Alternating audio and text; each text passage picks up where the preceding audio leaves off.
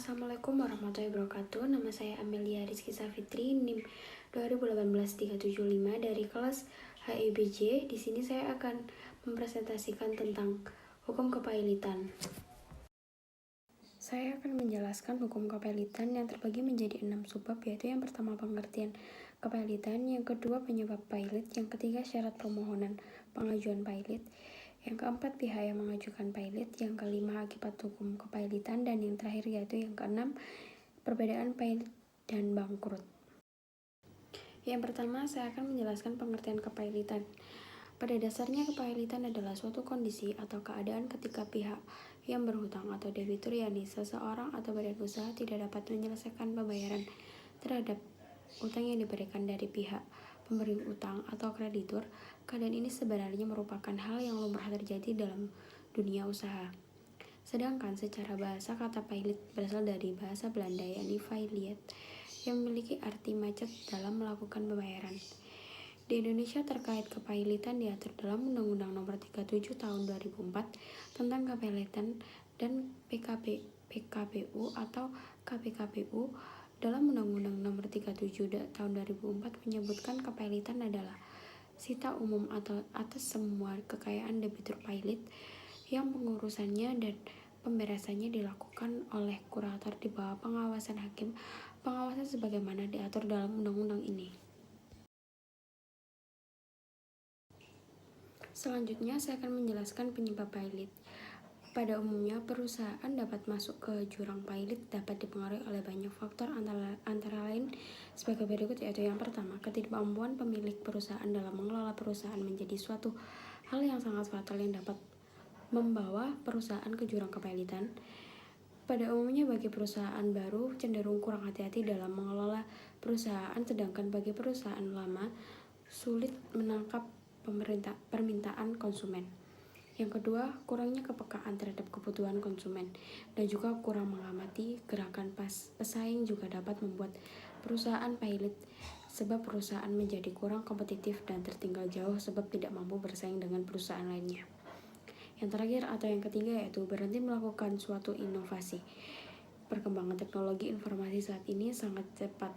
Tren dapat muncul kapan saja sesuai dengan kondisi masyarakat pada saat itu. Dan apabila perusahaan tidak melakukan inovasi terhadap barang atau produknya, maka akan ditinggalkan sebab sudah tidak sesuai dan tidak relevan dengan permintaan konsumen.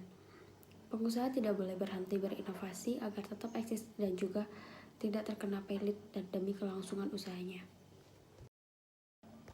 Selanjutnya saya akan menjelaskan syarat pengajuan pailit. Dalam pasal 2 ayat 1 junto pasal 8 ayat 4 Undang-Undang 37 Nomor 2004 menyebutkan bahwa permintaan pailit yang dilimpahkan kepada pengadilan niaga harus dapat memenuhi sejumlah syarat, diantaranya yaitu yang pertama, adanya debitur yang mempunyai 2 atau lebih kreditur dan tidak membayar lunas sedikitnya satu utang yang telah jatuh waktu dan dapat ditagih, dinyatakan pailit dengan putusan pengadilan, baik atas permohonannya sendiri maupun atas permohonan satu atau lebih krediturnya. Yang kedua yaitu adanya kreditur yang memberikan pinjaman utang kepada debitur yang dapat berupa perseorangan maupun badan usaha. Yang ketiga, terdapat sejumlah utang yang kalah jatuh tempo dan dapat ditagih. Utang tersebut dapat dikarenakan telah diperjanjikan terjadinya percepatan waktu penagihan, sanksi atau denda maupun putusan pengadilan dan arbiter, adanya permohonan pernyataan pailit dari lembaga yang terkait. Selanjutnya yaitu pihak yang dapat mengajukan. Dalam proses pengajuan kepailitan kepada pengadilan niaga harus diajukan oleh pihak-pihak yang telah ditetapkan oleh Undang-Undang Nomor 37 Tahun 2004, yakni yang pertama dalam hal debitur adalah untuk kepentingan umum dapat diajukan oleh kejaksaan. Yang kedua dalam hal debitur adalah bank, maka pernyataan pailit hanya dapat diajukan oleh Bank Indonesia. Yang ketiga dalam hal debitur adalah perusahaan efek, bursa efek, lembaga clearing dan penjaminan, lembaga penyimpanan dan penyelesaian. Permohonan pernyataan pailit hanya dapat diajukan oleh Badan Pengawas Pasar Modal. Dan dalam hal debitur adalah perusahaan asuransi, perusahaan reasuransi, dana pensiun, dan badan usaha milik negara yang bergerak di bidang kepentingan publik. Permohonan Pernyataan pilot hanya dapat diajukan oleh Menteri Keuangan. Selanjutnya, saya akan menjelaskan akibat kepailitan. Dengan ditetapkannya putusan pernyataan pailit, maka sejak dibacakannya putusan pailit, debitur kehilangan haknya untuk menguasai dan mengurus kekayaan yang termasuk dalam harta pailit. Namun, menurut pasal 22 Undang-Undang Nomor 37 Tahun 2004, terdapat jumlah harta yang dikecualikan sehingga tidak termasuk ke dalam harta pailit. Antara lain, yaitu yang pertama, benda termasuk hewan yang benar-benar dibutuhkan oleh debitur sehubungan dengan pekerjaannya. Perlengkapannya, alat-alat medis yang dipergunakan untuk kesehatan, tempat tidur dan perlengkapannya yang dipergunakan oleh debitur dan keluarganya, dan bahan makanan untuk 30 hari bagi debitur dan keluarganya yang terdapat di tempat itu. Yang kedua yaitu segala sesuatu yang diperoleh debitur dari pekerjaannya sendiri sebagai penggajian dari suatu jabatan atau jasa sebagai upah, pensiun, uang tunggu, atau uang tunjangan sejauh yang ditentukan oleh hakim pengawas. Yang terakhir yaitu uang yang diberikan kepada debitur untuk memenuhi suatu kewajiban memberi nafkah menurut undang-undang. Selanjutnya, saya akan menjelaskan perbedaan pailit dan bangkrut. Banyak orang yang berasumsi bahwa pailit dan bangkrut merupakan hal yang sama, padahal keduanya berbeda.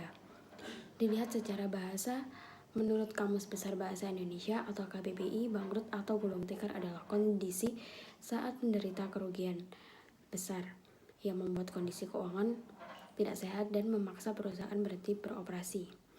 Lazimnya perbedaan antara keduanya dilihat pada kondisi keuangan perusahaan. Meskipun perusahaan telah dinyatakan pailit oleh pengadilan niaga, belum tentu memiliki kondisi keuangan yang buruk. Sebab dalam banyak kasus perusahaannya dinyatakan pailit, kondisinya keuangannya masih sehat dan beroperasi normal, sedangkan perusahaan yang dinyatakan bangkrut sudah pasti memiliki keadaan keuangan yang tidak sehat sehingga tidak dapat menjalankan perusahaan. Yang ketiga, meskipun status pailit dapat berujung dengan kebangkrutan apabila aset perusahaan tersebut tidak cukup untuk membayar kewajiban, artinya perusahaan yang ditetapkan pailit tidak lagi mempunyai aset perusahaan dan tidak dapat lagi melakukan kegiatan operasi. Hal tersebut berujung pada bangkrut. Sekian presentasi dari saya, sekian dan terima kasih.